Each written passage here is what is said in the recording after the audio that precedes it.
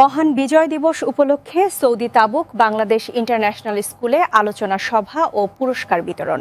মহান বিজয় দিবস ১৬ই ডিসেম্বর উপলক্ষে সৌদি আরবের তাবুকে অবস্থিত বাংলাদেশ ইন্টারন্যাশনাল স্কুলের উদ্যোগে আলোচনা সভা ও ক্রীড়া সাংস্কৃতিক অনুষ্ঠানের পুরস্কার বিতরণী অনুষ্ঠান অনুষ্ঠিত হয়েছে।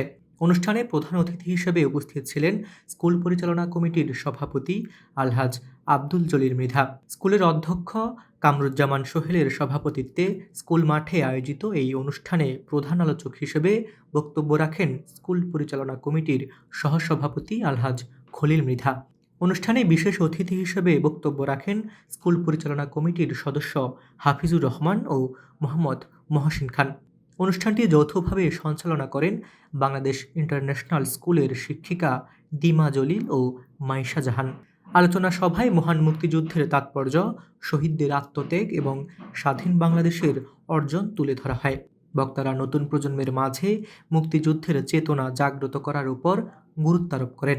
অনুষ্ঠানে আরও উপস্থিত ছিলেন শিক্ষিকা Mrs Rania, Miss Samar, Miss Vidur, Mrs Fatema, Dina Jalil, Bangladeshi শিক্ষক Rubel Hossain, Jibran Khalil, Mrs Jesmin, Mrs Sadia, Mrs Sabrin এবং Mrs Nadia, Mrs Salma, Mrs Nahida, Mrs Saira, Mrs Tuba, Mrs Sauda Yasmin, Mrs Sajna, Mrs Hira, Mrs Fatema সহ ছাত্রছাত্রী, শিক্ষকদের অভিভাবকরা।